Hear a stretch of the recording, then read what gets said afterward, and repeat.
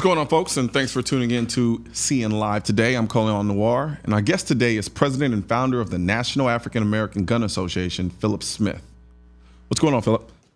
Doing good. How you doing today? Well, doing as good as I possibly can. I decided, we were talking off air before about this. I decided to play a couple pickup games of basketball yesterday, so I'm a little sore. Wow. My body wasn't quite prepared for that. Well, you look great. You look great. Oh, I try. It's all camera tricks, angles, and stuff like that. So talk to me. What made you want to start? From an acronym standpoint, is it NAGA? NAG. NAG. Okay. H. Okay. So what made you want to start NAG?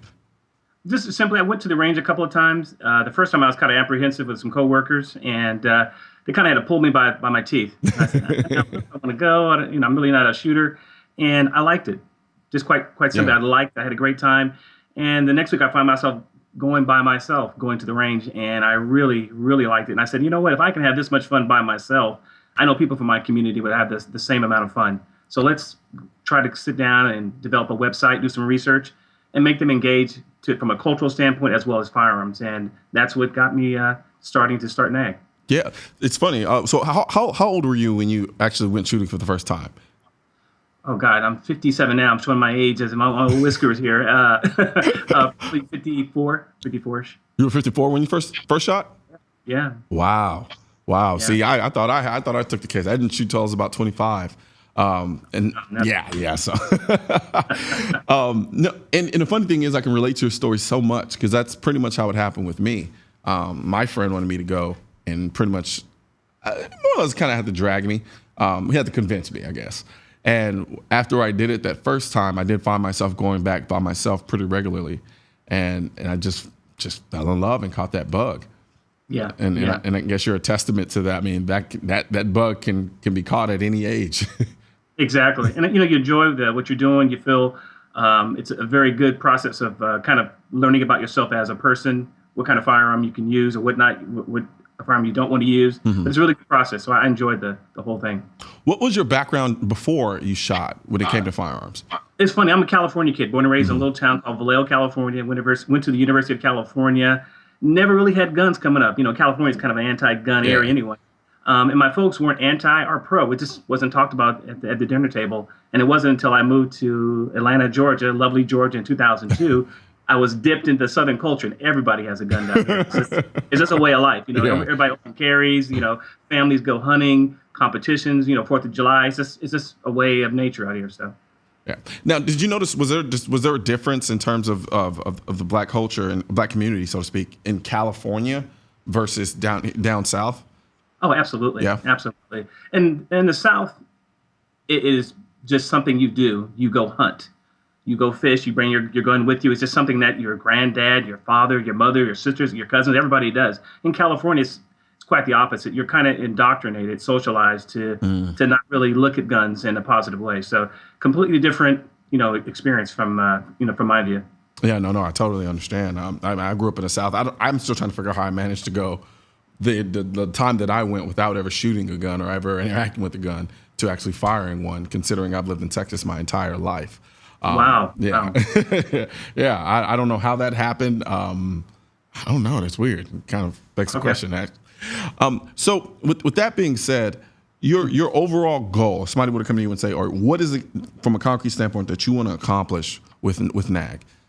From a demographic standpoint, we want African-American men and women to learn about guns, to learn how to shoot lawfully, legally, of course, but to learn the basics, how to hold a gun, which gun should you choose, shotgun versus Glock versus, a long rifle, AR versus AK. What is the best gun for you? Once you make that, that conclusion, then you go ahead and you need to practice. Oftentimes in our community, being the African-American community, we don't have a lot of practice. We don't have access to guns the legal and lawful way. So this was a way I thought, and I think it's working beautifully, to get together and do it the right way. Yeah. And so far, so good. Now, from your perspective, why do you think it is that the idea of firearm ownership is considered taboo in some respects within the black community? What do you think was kind of promulgating that? That's a great question, and it's a lot of factors.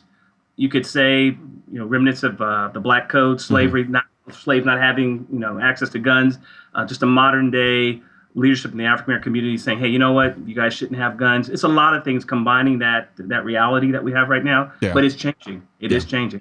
Absolutely. And what do you think, from your personal opinion, what do you think is sparking or serving as the catalyst for a lot of that change now?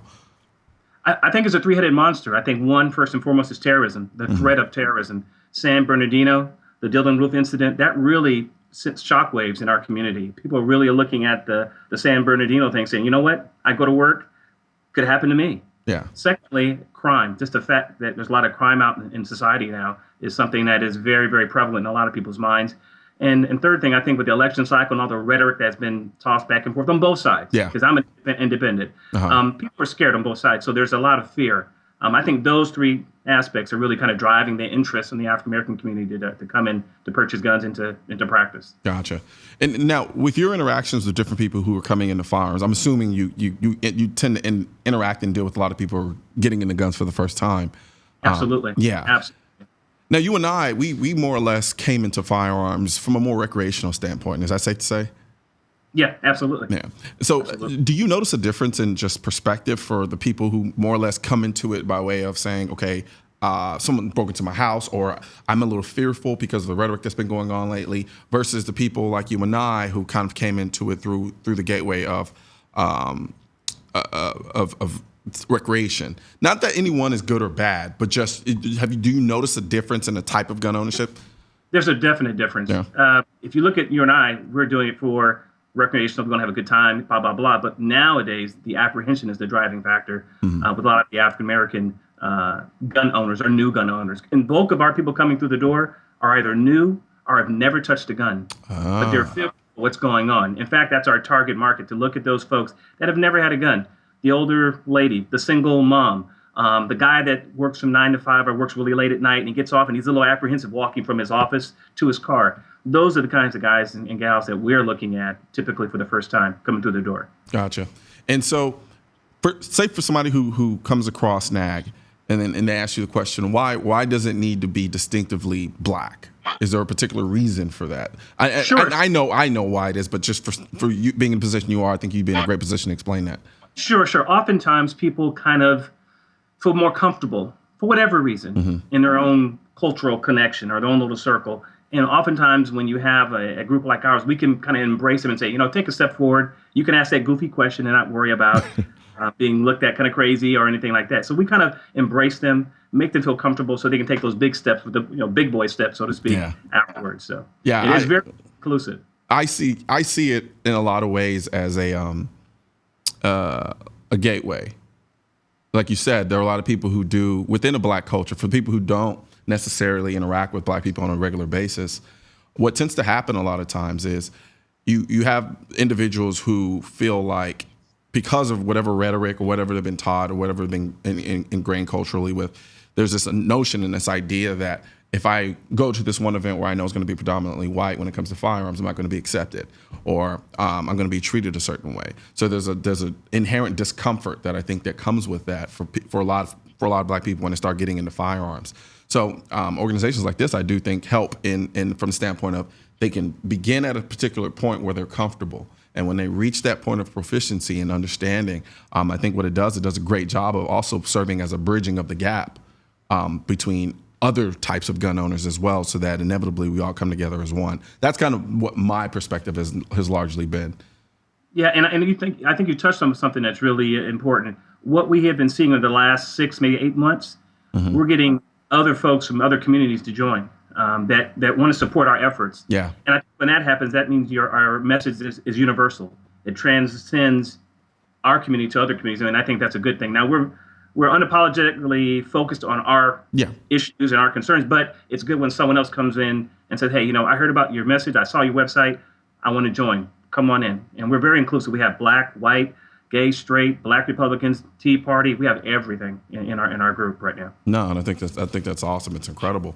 And then, for a lot of people out there still wondering, it's I don't think we should run from our differences. I think our differences are what make us who we are. From a cultural perspective. But being different together is how I've always looked at it. So I think organizations like this does a great job of saying, yeah, there are very kind of individualized aspects to the culture that some people may not quite understand in terms of people's experience in this country when it comes to firearms and so forth. And so I think organizations like this does a great job of getting those people more comfortable to get out there and actually be proactive in learning how to engage in firearm ownership. Yeah, it's just taking that first step. Just taking that first step. Oftentimes, you just get that first step, and you can take this second and third and fourth. And next thing you know, you're buying a gun for the first time, going to the range, and after a while, you're on you're shooting three gun or IDPA or something. It just takes that initial push, and we're certainly here to provide that and have our community comfortable when they go to the range. I want to touch on that. We're going to take a quick break, but I want to touch on the sport shooting aspect of it when we come back from our break. Sure. All right.